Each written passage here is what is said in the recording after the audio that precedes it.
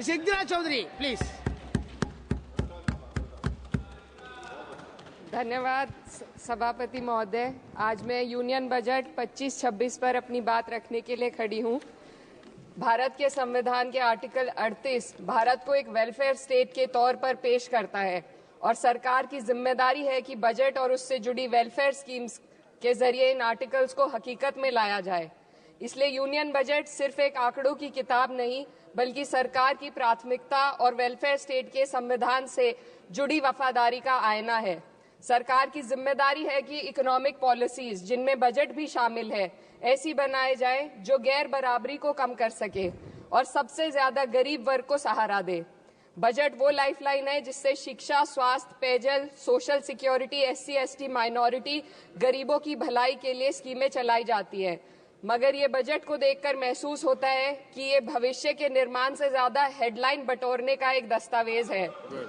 इससे सबसे ज्यादा प्रभावित होने वाली वही लोग पीछे छूट रहे हैं जिन्हें सरकार के सहारे की सबसे ज्यादा जरूरत थी। वो किसान जो बढ़ती लागत से परेशान हैं, वो नौजवान जो बेरोजगारी का सामना कर रहे हैं, और वो औरतें जो निजामती रुकावटों से जूझ रही हैं, और वो गरीब जो महंगाई के बोझ के तले दबे हुए हैं। This government is proudly marketing the income tax exemption of 12 lakhs. But the question is, how many Indians even earn that much to benefit from it? Only 2.2% of Indian population pays direct taxes, whereas no relief has been given in regards to indirect taxes, the burden of which falls on everyone, especially the poor and weaker section of the society. This clearly shows that this is not an inclusive budget. GST की ऊंची दरों ने आम आदमी की कमर तोड़ दी है। जरूरत इस बात की है कि खाद्य सामग्री, दवा, स्कूल की किताबें और जरूरत की चीजों पर टैक्स कम किया जाए।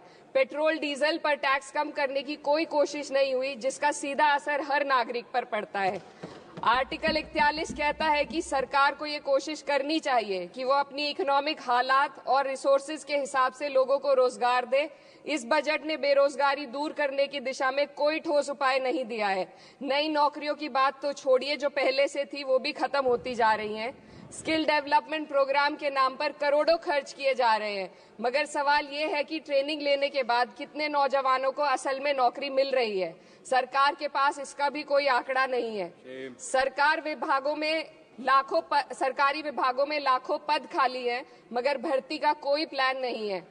आर्टिकल 45, जिसके द्वारा सरकार की जिम्मेदारी है कि हर बच्चे को 6 साल की उम्र तक फ्री और जरूरी तालीम मिले ताकि उनका बुनियादी तालीमी डेवलपमेंट सही से हो सके, जिसको संसद ने शिक्षा का अधिकार अधिनियम बनाकर और भी मजबूती दी थी, परंतु इसकी जमीनी हालत क्या है वो किसी से छुपी नहीं है। नगरीय क्षेत्रों में सरकारी स्कूलों में शिक्षक न होने की वजह से स्कूल बंद हो रहे हैं तथा दूरस्थ ग्रामीण क्षेत्र के स्कूलों में टीचर ही नहीं पहुंच पा रहे हैं। सरकार कह रही है कि डिजिटल इंडिया और AI से तालीम का इंतजाम होगा, मगर जरा जमीन पर देखिए, उत्तर प्रदेश में सिर्फ 22% सरकारी स्कूलों में कंप्यूटर है। मेरे संसदीय क्षेत्र कैराना में कई सरकारी स्कूल शिक्षक न होने की वजह से बंद हैं और मदरसा एजुकेशन के बजट में 57% की कटौती कर दी गई है। क्या यही सबका साथ सबका विकास है? इसी तर्ज पर अस्पताल हैं जहां पर डॉक्टर नहीं है। आर्टिकल 47 अच्छी सेहत और जिंदगी के स्टैंडर्ड को बेहतर बनाने की आवश्यकता पर जोर देता है। राज्य की जिम्मेदारी है कि लोगों की सेहत और उनके वेलबींग को बेहतर करने के लिए जरूरी कदम उठाए, लेकिन हकीकत यह है कि इस बजट का सिर्फ 2% ही आम जनता तक पहुंच पाता है। शामली जिले में 84 डॉक्टर की पोस्ट स्वीकृत है, मगर सिर्फ 29 डॉक्टर काम कर रहे हैं और गायनोकोलॉजिस्ट मात्र 1 है। दवाइयों की कीमतें बढ़ती जा रही हैं, मगर गरीबों के लिए कोई राहत नहीं है। सरकार ने महिलाओं के लिए बजट बढ़ाने का दावा किया, मगर 81% इसका बजट सिर्फ पोषण योजनाओं में डाला गया है। महिलाओं के रोजगार, उनके इकोनॉमिक इंडिपेंडेंस और सुरक्षा के लिए कोई ठोस योजना नहीं बनाई है। बेटी बचाओ बेटी पढ़ाओ का बजट घटा दिया गया, जिससे साफ है कि ये सिर्फ नारेबाजी थी और कुछ नहीं। किसानों की बदहाली हम सबके सामने है, लगातार चलती आ रही है।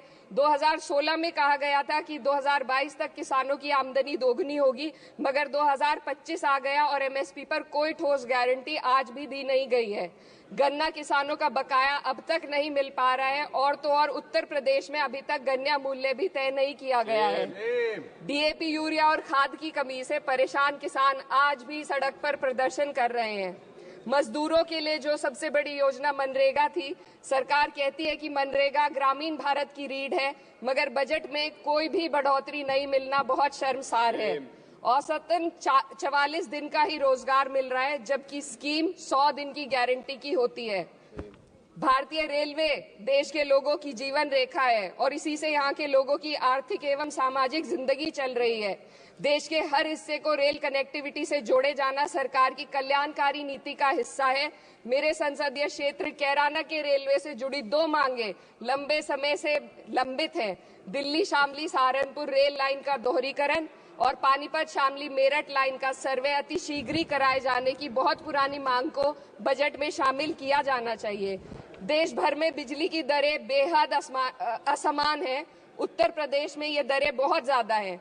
देश भर में एक समान बिजली दरें लागू करने का प्रावधान किया जाए। रिवैम्प योजना में हर घर तक बिजली पहुंचाने के लिए एलटी लाइन बनाने का प्रावधान भी जोड़ा जाए। कृषि उपकरणों व खाद डीएपी को जीएसटी से मुक्त किया जाए। किसानों की एमएसपी की मांग को पूरा करने के साथ साथ उत्तर प्रदेश के किसानों को गन्ना मूल्य निर्धारण पिछले वर्ष से बढ़ाकर किया जाना बेहद जरूरी है। जनपद शामली व मुजफ्फरनगर को एनसीआर में तो शामिल किया गया है, परंतु वहां पर कोई विकास नहीं हुआ तथा उसको कोई भी लाभ नहीं मिला है। वहां के लोग सिर्फ प्रदूषण के बाध्यकारी नियमों से परेशान हैं, इसलिए दोनों जनपदों को एनसीआर की सीमा से बाहर किया जाना चाहिए। मेरे संसदीय क्षेत्र में मैं कुछ चीजें बजट स्पीच